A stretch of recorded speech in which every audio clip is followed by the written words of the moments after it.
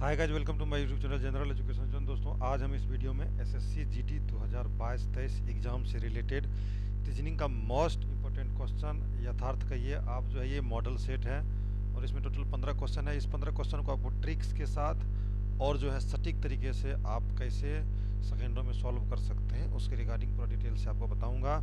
अगर आप चैनल पर नए हैं तो चैनल को सब्सक्राइब कर लें और बेल आइकन को दबाएं ताकि सबसे पहले वीडियो की नोटिफिकेशन आपको मिले। आपको बता दूं, अगर आप न्यू भी स्टूडेंट हैं, कभी रीजनिंग नहीं भी पढ़े हैं, तो भी आपके फ़ायदेमंद के लिए क्लास है, क्योंकि इसमें मैं डिटेल एनालिसिस के साथ भी बताऊंगा और एक एक ट्रिक के साथ भी बताऊंगा किस प्रकार आप सॉल्व करेंगे और एसएससी जीडी में अपना स्थान कन्फर्म कर पाएंगे। ठीक है, तो चलिए आज का ये वीडियो शुरू करते हैं। पहला क्वेश्चन है, आपके स्क्रीन पर देख रहे होंगे इस प्रकार से।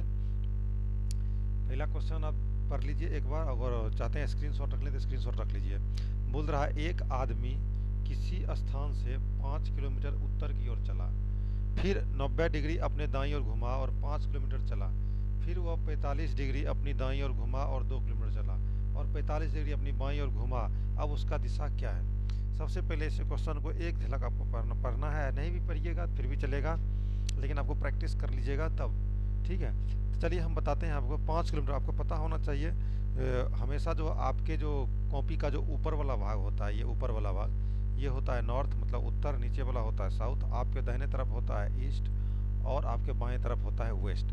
ये यूनिवर्सल सत्य है, ये कहीं नहीं बदलता है, आपको इससे पहले भी हम बता चुके हैं। यहाँ पे है, एक आदमी किसी स्थान से, मान लीजिए वो आदमी जो है यहाँ से चलना शुरू किया है और यहाँ से ये 5 किलोमीटर उत्तर की ओर चला। चलिए हम 5 किलोमीटर उत्तर की ओर कर लेते हैं। ये 5 किलोमीटर उत्तर की ओर चल गया है और यहाँ से जो है ये उत्तर की ओर, तो उत्तर को चला, फिर 90 डिग्री अपने दाईं ओर मुड़ा। अब दाईं ओर किस मुड़ा? आपका जिधर दाहिना होगा उधर ही इसका भी दाहिना होगा और आपका जिधर बायां होगा उधर ही बायां होगा। आपका दाहिना इस तरफ होगा, यहाँ इस तरफ राइट साइड होगा और इस तरफ लेफ्ट साइड होगा। ठीक है, ये आपसे ही चलेगा, ये आदमी भी चलेगा। सेम उसी प्रकार बोला जाता है कि आपका दाहिना दाएं, आपका बायां बायां। ठीक है, ऐसा ही होता है और ये कहीं बदलता नहीं है। तो ये हो गया 5 किलोमीटर उत्तर की ओर चला। यहाँ पे देखिए 5 किलोमीटर उत्तर की ओर चल गया है, फिर 90 डिग्री अपनी दाईं ओर मिला। दाईं ओर मुड़ेगा तो इधर मुड़ेगा और 90 डिग्री मुड़ा, तो चलिए 90 डिग्री यहाँ पे मोड़ देते हैं।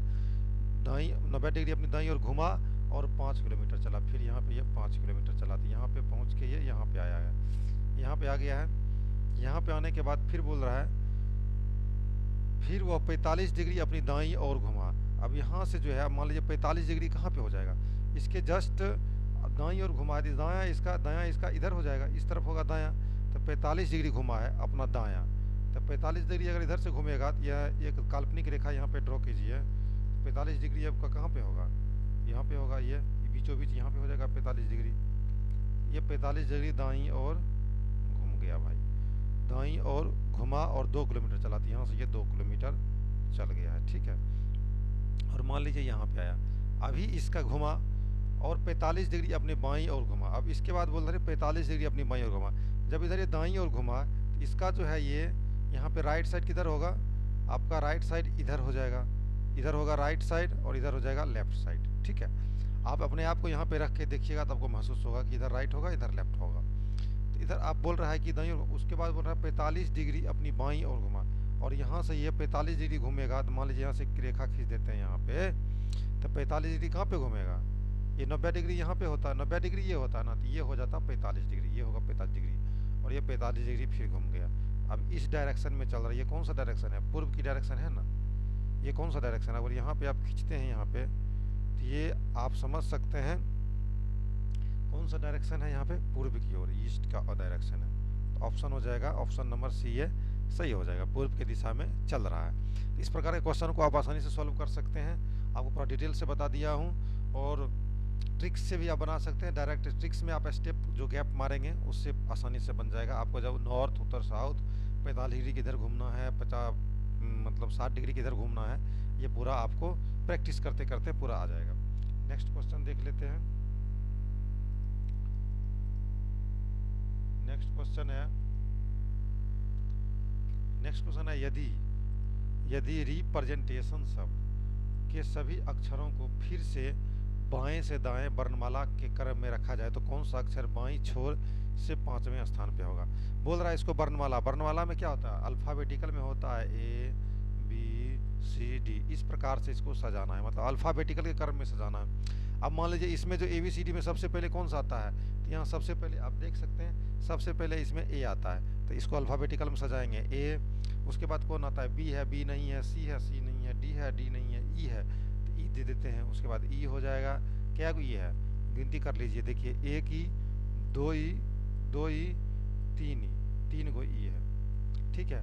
E के बाद F आता है, G आता है, H आता है, I आता है, H I नहीं तो I इसमें है, यहाँ पे I एक है, यहाँ पे I है। तो बोल रहा है कर में कौन सा अक्षर बाईं छोर से 5वें स्थान पे, तो अल्फाबेटिकल में सोचेंगे तो बायां इसका ये होगा लेफ्ट छोर और ये होगा राइट छोर।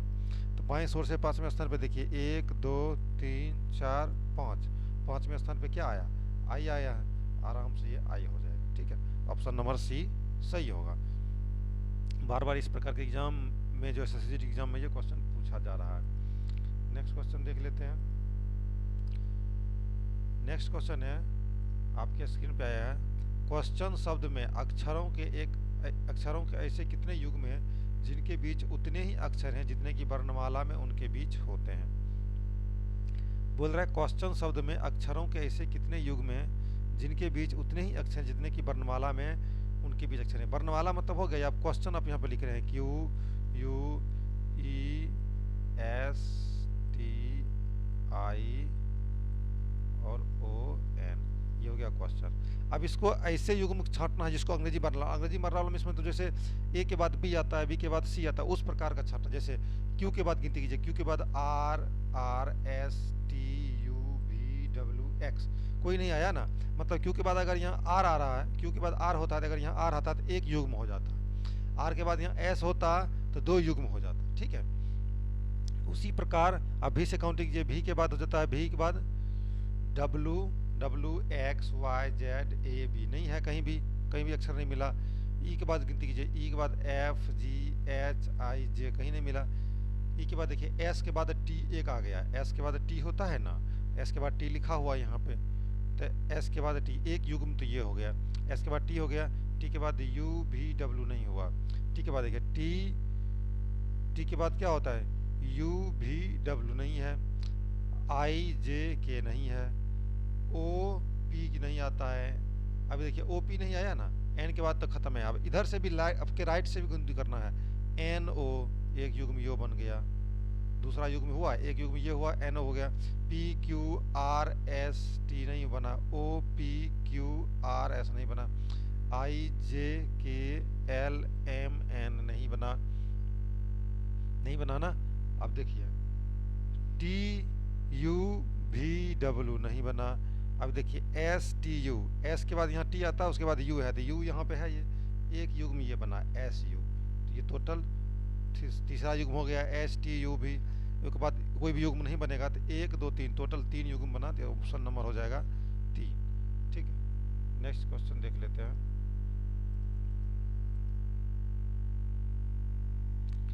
नेक्स्ट यहाँ पे देख रहे हैं, नेक्स्ट है एक शब्द बड़े अक्षरों में लिखा गया, इसके बाद 4 शब्द लिखे गए, इनमें से 3 शब्द बड़े अक्षरों वाले शब्द के अक्षरों द्वारा नहीं बनाए जा सकते हैं। उस शब्द को पहचाने जो बड़े अक्षर में लिखे शब्द के अक्षरों द्वारा नहीं लिखा जा सकता। मतलब ये एक फिलैंथ्रोपिस्ट एक शब्द लिखा गया है, और इन शब्द से ही इसमें जितना लेटर अल्फ़ाबेट लिखा हुआ है उसी से ये 5 चारों शब्द बनाया गया है। अब आपको इसमें छांटना है कि कौन सा शब्द जो है इस अक्षरों से नहीं बना है।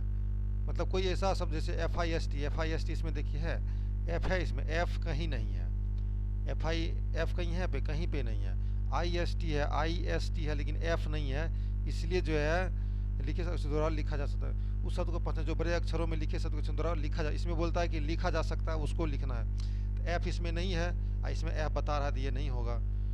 हाइपोक्रासी में देखिए H है, Y है, Y भी नहीं है, तो ये Y भी नहीं है, तो ये नहीं होगा।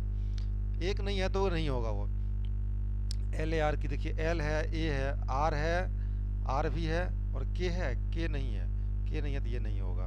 अभी देखिए पिस्टन देखिए P है, P यहाँ पे है, I है, I भी है, S है, S भी है, T है, T भी है, O है, O भी है, और N है। तो ये पूरा लेटर जो है इसका अल्फ़ाबेट का पूरा जितना अक्षर है वो सब इससे मैच कर गया, तो इसका मतलब ऑप्शन नंबर D सही होगा, क्योंकि बोल रहा है लिखे मतलब बड़े अक्षरों के शब्द अक्षरों द्वारा लिखा जा सकता है, तो लिखा पिस्टन इससे लिखा जा सकता है, तो ऑप्शन नंबर डी ये सही होगा, ठीक है। नेक्स्ट क्वेश्चन देख लेते हैं। नेक्स्ट क्वेश्चन बहुत ही इंपॉर्टेंट क्वेश्चन है। इस प्रकार का सीरीज बार बार पूछा जा रहा है। इस प्रकार के सीरीज अगर लगातार आप प्रैक्टिस नहीं कर रहे हैं तो आप नहीं पकड़ पाएंगे इतना जल्दी, ठीक है। इसमें मैक्सिमम लोग गलती करके आ जाते हैं। देखिए एस ई के पहले क्या है, यहाँ पे ई के पहले एस है, तो आपको कन्फर्म है कि ई के पहले क्या होगा, एस होगा। तो यहाँ पे आप देखिए एस है ना, एस के बाद ई है, यहाँ भी देखिए एस के बाद ई है, जिसका मतलब यहाँ पे तो ई पक्का होगा, एस के बाद ई पक्का होगा। अभी एक बार और देख लीजिए, ओ है, ओ से पहले यहाँ पे देखिए क्या है, आर है, तो यहाँ भी ओ के बदले आर है, तो यहाँ पे पक्का ओ के पहले आर ही आएगा, ठीक है। ये भी हो सकता है कि नहीं भी आ सकता है, ठीक है। तो आप देखिए, आप गुना कर दीजिए, आर ओ एस ई, देखिए आर के बाद आर ओ एस ई, एक युग्म बन गया। यहाँ पे देखिए आर ओ एस ई, एक युग्म बन गया, ये एक युग्म बना। फिर आर ओ एस ई, देखिए एक युग्म बन गया, आर ओ एस ई, एक युग्म बन गया। तो कभी 4 लेटर का युग्म बना है, तो कभी हो सकता है कि पिछले वाला लेटर आगे वाले लेटर से मैच नहीं करे। तो इस प्रकार आपको सीरीज बनाना है कि भाई एक क्रम में चले, जैसे आर ओ एस ई एक क्रम बन गया, एक आर ओ एस ई ये बन गया, एक आर ओ एस ई ये बन गया, एक आर ओ एस ई बने, क्रम में बन रहा है। तो आपको क्या बना है, ओ यहाँ बन गया, आर ये बन गया, ये बन गया ई बन गया एस, और ये बन गया O R E S O R E S O, option number A सही होगा। नेक्स्ट क्वेश्चन है,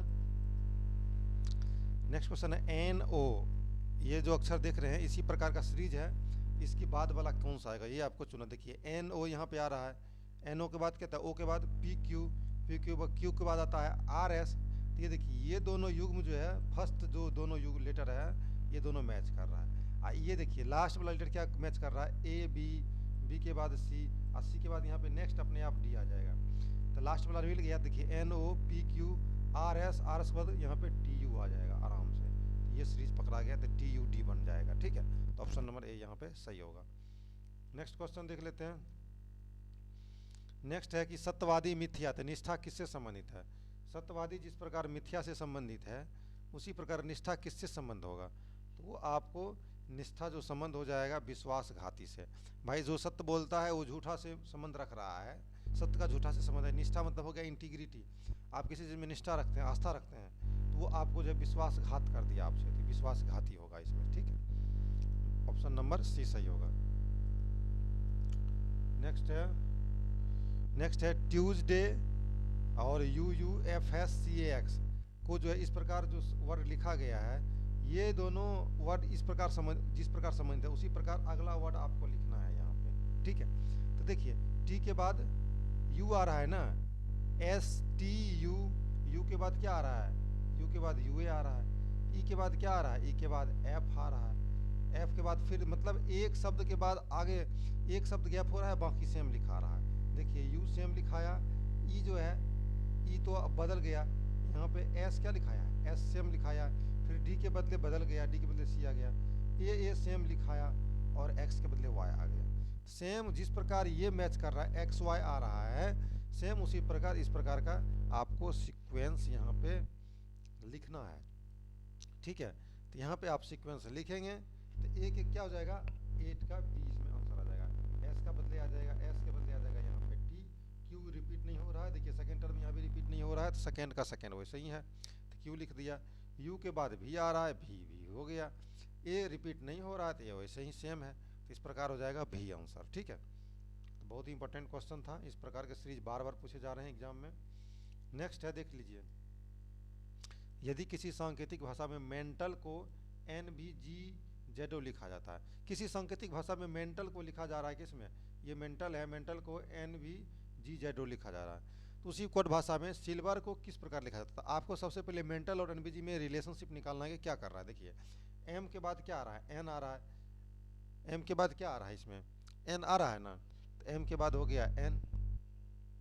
लेकिन आप एक बात और सुन लीजिए, ये मेंटल लिखा हुआ देखिए M E N M E, ये किसी प्रकार से संबंध हो जाता है, अगर दिमाग आपका काम कर गया तो उस समय आप सटीक मार दीजिएगा, नहीं तो इस प्रकार के क्वेश्चन फंस जाएंगे, ये लेंदी प्रोसेस है, इस प्रकार के क्वेश्चन में लोग जल्दी फंसते हैं। एन भी, ये हो गया एम जी जेड ओ, ठीक है। देखिए एम और एन में एम कितना नंबर पे आता है, एम 13 नंबर पे आता है, एम कितना नंबर पे आता है, एम 13 नंबर पे आता है, और एन कितने नंबर पे आता है, एन आता है 14 नंबर पे, इन दोनों का योगफल 27 होता है, सेम उसी प्रकार देखिए ई हो गया और भी, ई और भी का जो नंबरिंग दिखेगा, ई कितना पोजीशन पे आता है अल्फाबेटिकल में, ये आता है 5 पोजीशन पे, और ये कितना पे आता है, ये आता है 22 पोजीशन पे।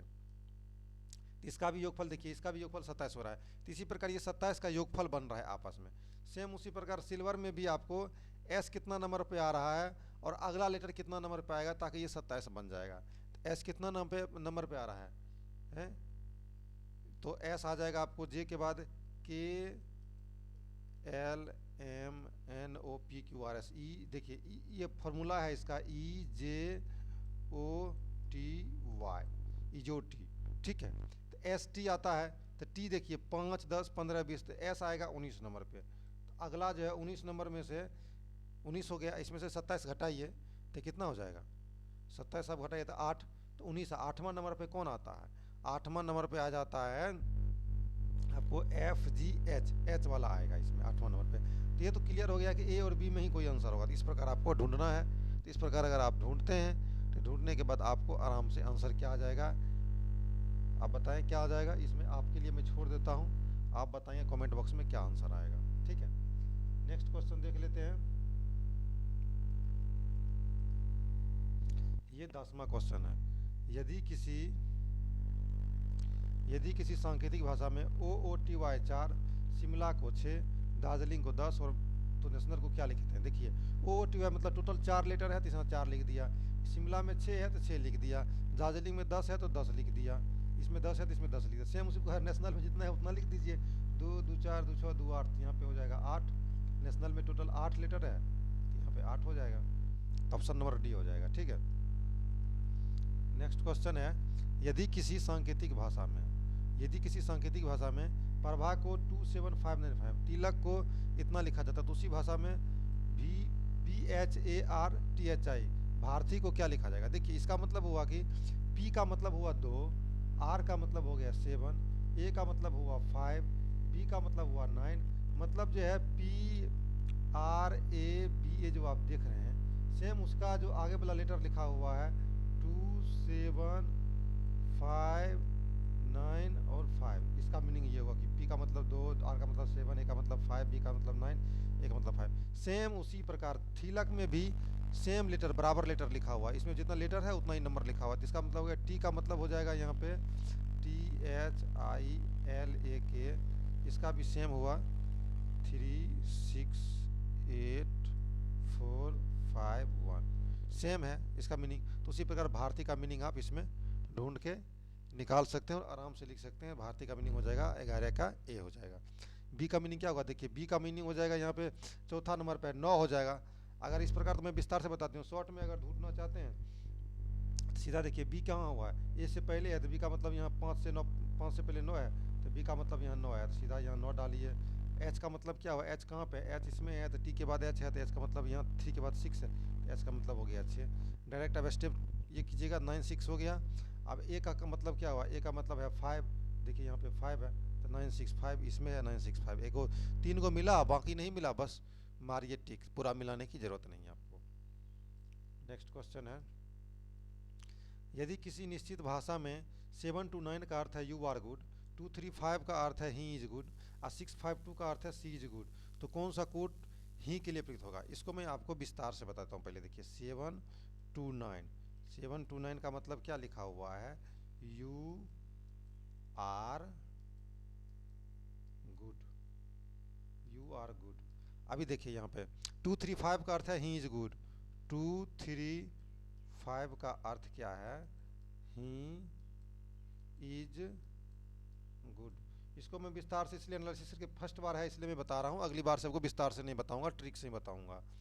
ये है 6 5 2, 6 5 2 का मीनिंग है C is good, C is good.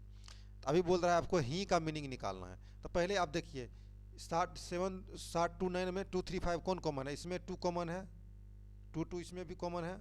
आपको मैं बता दूं ये हो गया 7, इसमें 2 कॉमन है। और देखिए यू आर गुड और ही इज गुड में कौन कॉमन है, गुड कॉमन है, तो इसका मतलब हो गया गुड। गुड का मतलब क्या, इसमें भी 2 कॉमन है, इसमें भी गुड कॉमन, इसका मतलब गुड का मीनिंग हो गया यहाँ पे क्या हो गया 2, ठीक है। अभी देखिए अभी हमको निकालना ही का मीनिंग, गुड का मीनिंग यहाँ पे 2 निकल गया। अब देखिए इसमें भी इज कॉमन है, इसमें भी इज कॉमन है, मतलब इसमें जो है इज कॉमन है, यहाँ पे देखिए इज कॉमन है इसमें, और आपको जो है इसमें भी कितना कॉमन है, इसमें भी 5 कॉमन है, ये 5 कॉमन है, इस दोनों में 5 कॉमन है, इसमें इज कॉमन है। तो मतलब हो गया इज का मीनिंग क्या हो गया 5, इज का मीनिंग क्या हो गया 5।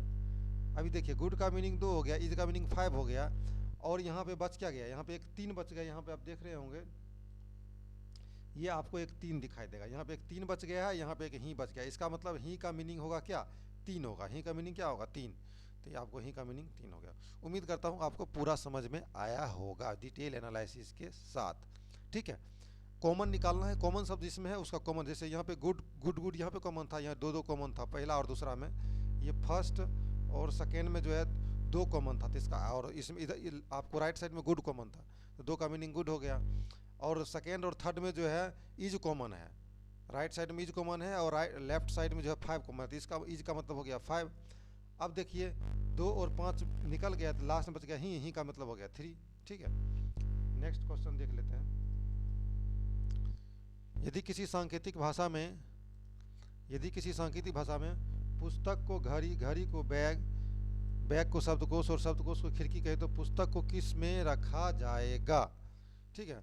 अभी देखिए सबसे पहले आप जान लीजिए पुस्तक कहाँ पे रखते हैं, पुस्तक रखते हैं बैग में, पुस्तक कहाँ रखते हैं बैग में, और बैग को यहाँ क्या कहा जा रहा है, आप यहाँ पे देख सकते हैं ये बैग को जो है, ये बैग को क्या कहा जा रहा है, बैग को शब्दकोश कहा जा रहा है। तो पुस्तक को हम बैग में रखते हैं, तो बैग को यहाँ शब्दकोश कहते हैं, इसका मतलब अब पुस्तक कहाँ रखा जाएगा, शब्दकोश में रखा जाएगा, ये पुस्तक जो है शब्दकोश में रखा जाएगा, ठीक है। तो इसका मतलब पुस्तक किस में रखा जाएगा, पुस्तक शब्दकोश में रखा जाएगा, ऑप्शन नंबर ए यहाँ पे सही होगा।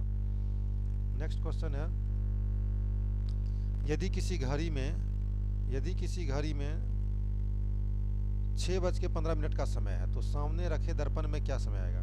जब घड़ी को दर्पण में प्रतिबिंब, घड़ी जैसे घड़ी रखा है, मान लीजिए 6:15 हुआ है, और इसको सामने बोल रहा है दर्पण में इसका क्या कितना बजेगा, घड़ी में ये 6 बज रहा है और इसमें दर्पण में हम देखेंगे तो कितना टाइम होगा।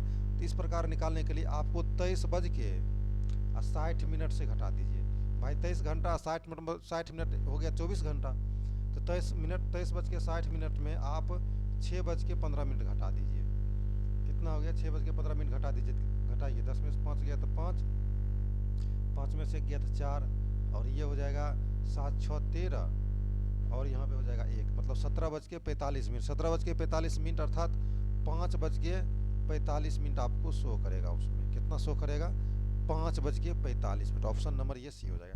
किसी भी प्रकार का दर्पण इमेज हो तो आप डायरेक्ट ये 23:60 से, मतलब 23:60 से सीधा उस समय को घटाएं और वो दर्पण इमेज आपका निकल जाएगा, बेस्ड इन सटीक ब्रह्मास्त्रिक जो हर एक जगह आपको काम करेगा। नेक्स्ट क्वेश्चन है पी क्यू आर और एस 4 क्रमानुसार महीने हैं जिनमें पी और एस में 30 दिन है, एस कौन सा महीना है, एस कौन सा महीना, देखिए पी में कितना, पी क्यू आर और एस 4 क्रमानुसार महीने, मतलब हो गया अगर पी जनवरी होगा तो ये फरवरी होगा, ये मार्च होगा, ये अप्रैल होगा, इस प्रकार का बोला। अगर पी दिसंबर होगा, जनवरी होगा, फरवरी होगा, मार्च होगा, इस प्रकार। पी और एस ये बोल रहा है 30 दिन का होना चाहिए, और एस भी है 30 दिन का। आपको जो है जनवरी से लेकर दिसंबर में ढूंढना है कि भाई ये 30 दिन कैसे ये टर्न बनेगा। अब अगर यहाँ पे देखिए जून कितना होता है 30 होता है ना, जून जुलाई अगस्त सितंबर, अगर जून लेते हैं पी, जून होता है 30 दिन का, जून 30 दिन का, तो जून हो गया 30 दिन, जुलाई 31 दिन, अगस्त 31 दिन और सितंबर 30 दिन, इसका मतलब एस हो जाएगा सितंबर, क्या हो जाएगा सितंबर, ऑप्शन नंबर ये सी सही होगा। तो टॉप 15 क्वेश्चन था, इसी प्रकार का हम पूरा मॉडल सीरीज लेके आएंगे, और जब तक एग्जाम नहीं होता तब तक लेके आएंगे मैथ और रीजनिंग का, और इसका पीडीएफ भी आपको टेलीग्राम लिंक पे मिल जाएगा। टेलीग्राम चैनल को आप नहीं सब्सक्राइब किए हैं, नहीं ज्वाइन किए तो ज्वाइन कर लें, आपको पीडीएफ मिल जाएगा इस पूरा लेक्चर का, और वहाँ से आप सटीक प्रैक्टिस कर सकते हैं। इसी प्रकार के लगातार आपको सीरीज हम प्रोवाइड करेंगे, तो वीडियो को लाइक और शेयर करना मत भूलिएगा, और प्यारा सा कमेंट। मिलेंगे नेक्स्ट क्लास में, तब तक के लिए जय